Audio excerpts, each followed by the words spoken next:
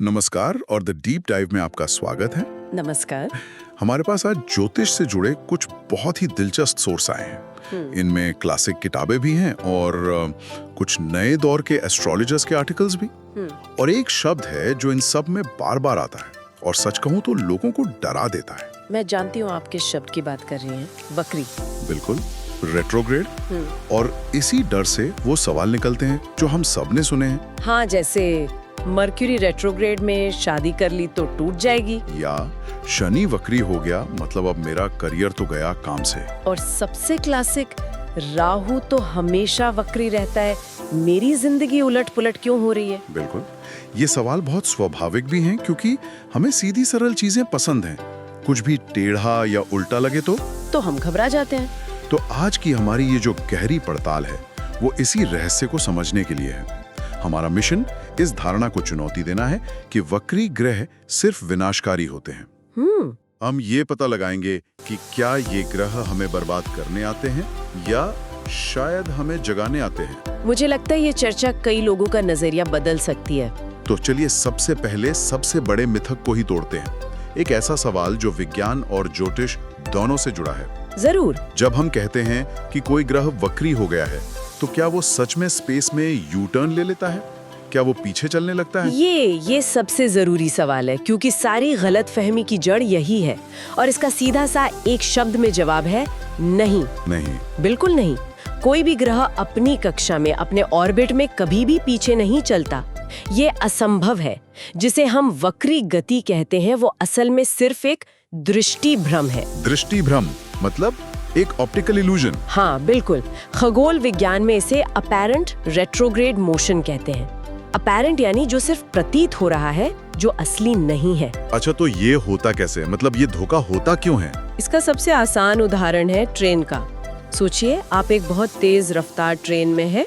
ठीक है। और आपके बगल वाली पटरी पर एक धीमी ट्रेन भी उसी दिशा में जा रही है। जब आपकी तेज ट्रेन उस धीमी ट्रेन को ओवरटेक करेगी तो एक पल के लिए क्या लगेगा?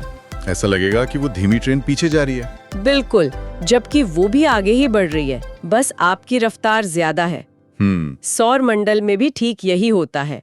पृथ्वी और बाकी ग्रह सब अपनी अपनी स्पीड से सूरज का चक्कर लगा रहे हैं। तो जब हमारी तेज रफ्तार पृथ्वी किसी बाहरी और धीमे ग्रह जैसे शनि या बृहस्पति के पास से गुजरती है तो हमें लगता है कि वो ग्रह पीछे जा रहा है। एग्जैक्टली, जबकि वो अपनी ही धुन में आगे बढ़ रहा है। ये सिर्फ हमारे देखने का नजरिया है और कुछ नहीं। ठीक है, तो ये तो साफ हो गया कि ग्रह फिजिकली उल्टा नहीं चलता। ये सिर्फ पर्सपेक्टिव का खेल है। हाँ, लेकिन यहीं से ज्योतिष का सबसे बड़ा सवाल शुरू होता है। अगर कुछ उल्टा हो ही नहीं रहा तो फिर ज्योतिष में उसका असर उल्टा क्यों महसूस होता है? क्यों लगता है कि मरकरी रेट्रोग्रेड में कम्युनिकेशन बिगड़ जाता है? अब हम ज्योतिष के असली दायरे में आ रहे हैं।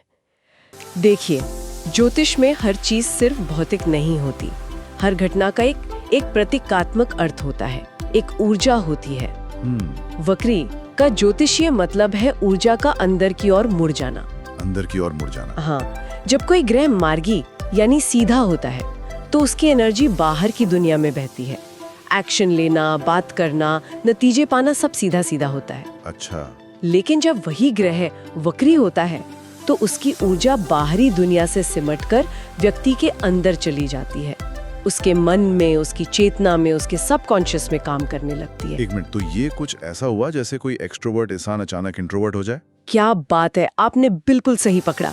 इससे बेहतर कोई एनालॉजी हो ही नहीं सकती। अच्छा। हाँ, मार्गी ग्रह की ऊर्जा एक्सट्रोवर्ट है, एक्शन ओरिएंटेड, और वक्री ग्रह की ऊर्जा इंट्रोवर्ट है, चिंतन ओरिएंटेड। इसीलिए बाहर की दुनिया में हमें देरी, रुकावट, कंफ्यूजन लगती है। क्योंकि असली काम तो अंदर चल रहा होता है ना। बिल्कुल। जिसे हम उल्टा असर समझ रहे हैं वो असल में एक गहरा असर है। ये तो बहुत दिलचस्प है। तो चलिए इस आइडिया को कुछ ग्रहों पर लगाकर देखते हैं।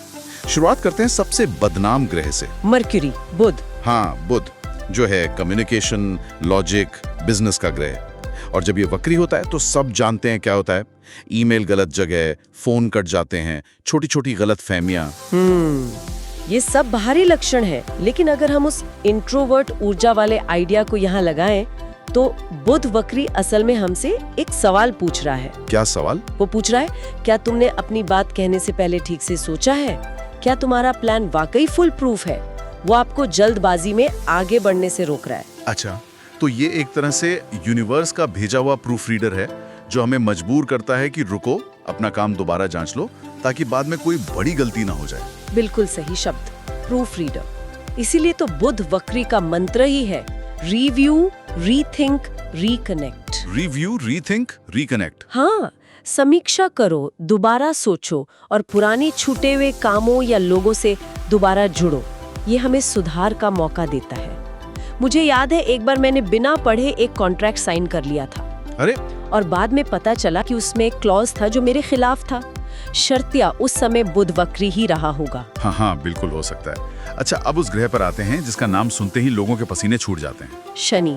शनि अनुशासन, कर्म, जिम्मेदारी, और जब ये वक्री होता है तो कहते हैं कि पिछले कर्म चाक जाते हैं और हर काम में देरी होती है। हाँ, शनि का नाम ही भारी भरकम है, लेकिन यहाँ भी वही अंदर की ओर मुड़ने वाला नियम लागू होता है, और शायद सबसे शक्तिशाली तरीके से। कैसे? जब शनि मार्गी यानी सीधा होता है तो दबाव कहाँ से आता है?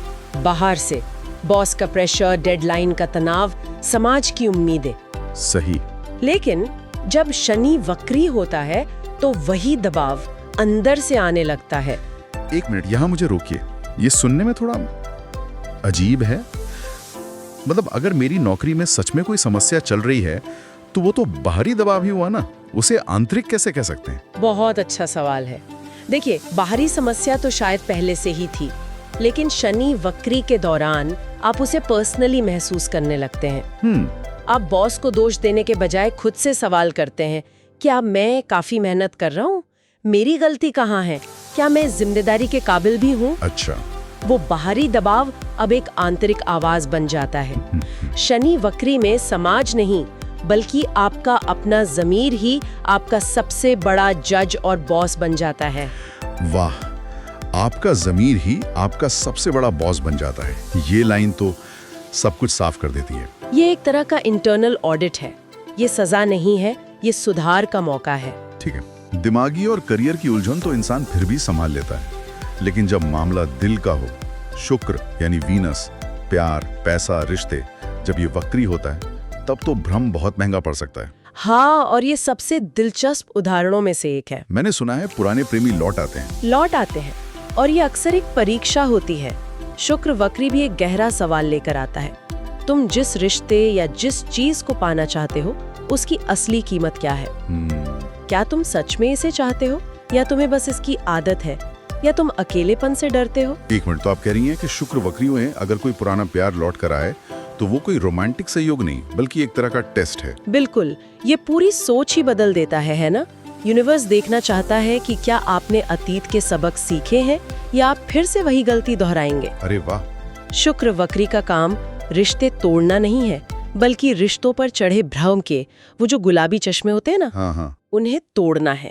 ये आपको मजबूर करता है कि आप देखें कि रिश्ते की नींव प्यार पर है या सिर्फ असुरक्षा और आदत पर। ये तो हर ग्रह का एक रियलिटी चेक जैसा लग रहा है। बिल्कुल। तो फिर यहाँ से एक सवाल उठता है, क्या वक्री ग्रहों का सिर्फ यही काम है, हमें परेशान करना, हमसे सवाल पूछना, या इनका कोई सकारात्मक पक्ष भी है? क्या ये कुछ अच्छा भी करते हैं? बिल्कुल, और हमारे सोर्स बताते हैं कि ये इनका सबसे शक्तिशाली पहलू है जिसे अक्सर नजरअंदाज कर दिया जाता है। अच्छा।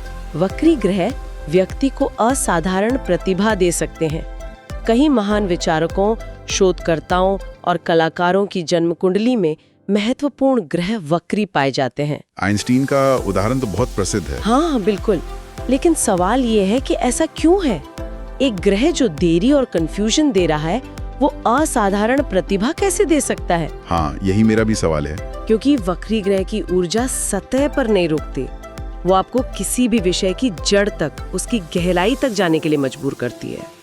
ये सतही जानकारी नहीं, बल्कि गहरी विश्लेषणात्मक बुद्धिमत्ता देती है। इसको थोड़ा और आसान करके समझाएंगी? जरूर।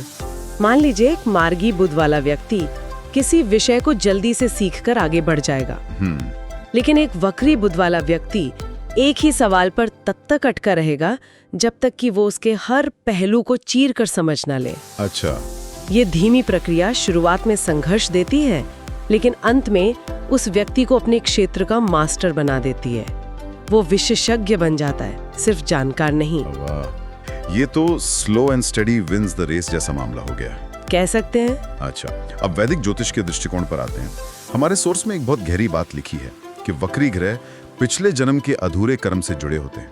इसका क्या मतलब है? इसका मतलब है कि जिस क्षेत्र में आपका कोई ग्रह वक्री है, उस क्षेत्र से जुड़ा कोई सबक पिछले जन्म में अधूरा रह गया था। अधूरा रह गया? हाँ। इसलिए इस जन्म में आत्मा ने चुना है कि वो उसी चुनौती का सामना फिर से करेगी, ताकि उस सबक को पूरा कर सके। यही वजह है कि ऐसे लोगों को जीवन के शुरुआती दौर में उस ग्रह से जुड़े मामलों में बहुत संघर्ष और देरी का सामना करना पड़ता है। लेकिन बार बार एक ही दीवार से टकराने की वजह से वो उस दीवार को तोड़ने की कला में माहिर हो जाते हैं। उन्हें सफलता शायद देर से मिलती है, लेकिन इतनी ठोस मिलती है कि उसे कोई हिला नहीं सकता। ये तो कर्म के सिद्धांत को एक बिल्कुल नई रोशनी में दिखाता है। अच्छा, अब उन दो रहस्यमयी ग्रहों की बात करते हैं जो हमेशा ही वक्री रहते हैं, राहु और केतु। हाँ, ऐसा क्यों है? क्योंकि राहु और केतु असल में भौतिक ग्रह हैं ही नहीं, वो छाया ग्रह हैं, या कहिए कर्म के नोड्स हैं। कर्म के नोड्स? हाँ, ये अंतरिक्ष में सिर्फ गणितीय बिंदु हैं, जहाँ चंद्रमा की कक्षा पृथ्वी की कक्षा को काटती है।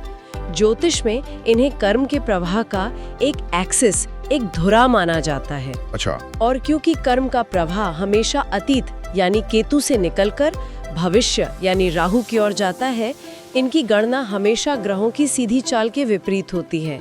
इसीलिए ये हमेशा वक्री रहते हैं। तो ये जीवन का एक धुरा है, एक आगे खींचता है, दूसरा पीछे का बोझ हल्का करता है। इसे थोड़ा और समझाएंगी? जरूर। राहु जो हमेशा वक्री है, वो हमारे जुनून, हमारी अधूरी इच्छाओं का प्रतीक है। वो एक तरह का असंतोष पैदा करता है ताकि हम आगे बढ़ें और कुछ नया हासिल करें। वहीं केतु जो हमेशा वक्री रहता है, उन चीजों का प्रतीक है जिनमें हम पहले ही महारत हासिल कर चुके हैं। वो हमारे अतीत के ज्ञान का भंडार है। केतु हमें उन चीजों से वैराग्य या डिटैचमेंट देता है, ताकि हम अतीत में अटके ना रह जाएं। बिल्कुल। तो राहु एक चुंबकीय खिंचाव है और केतु एक चुंबकीय छोड़। ये दोनों मिलकर जीवन के कार्मिक चक्र को संतुलित करते हैं। बहुत खूब। विज्ञान के दृष्टिभ्रम से लेकर कर्म के दूरे तक ये सफर वाकई शानदार रहा। हाँ, ये काफी गहरा विषय है। तो आज की इस पूरी चर्चा को अगर हम समेटें तो श्रोताओं के लिए मुख्य संदेश क्या है? सार ये है कि वक्री ग्रह का रहस्य उल्टा असर नहीं बल्कि अंदर की ओर असर है। ये ग्रह बाहरी दुनिया में आपकी रफ्तार को धीमा कर सकते हैं, लेकिन ये आपके आंतरिक विकास की रफ्तार को कई गुना तेज कर देते हैं। वाह। ये आपको रुकने, सोचने, सुधारने और अंत में ज्यादा मजबूत बनकर उभरने का मौका देते हैं। शायद हम इसे एक अंतिम तुलना से और बेहतर समझ सकते हैं। मार्गी ग्रह आपको तेजी से मंजिल तक पहुंचा सकते हैं, हाँ, लेकिन वक्री ग्रह आपको मंजिल तक पहुंचने के सफर में एक गहरा विशेषज्ञ बना देते हैं। एक बाहरी सफलता है तो दूसरा आंतरिक महारत। एकदम सही।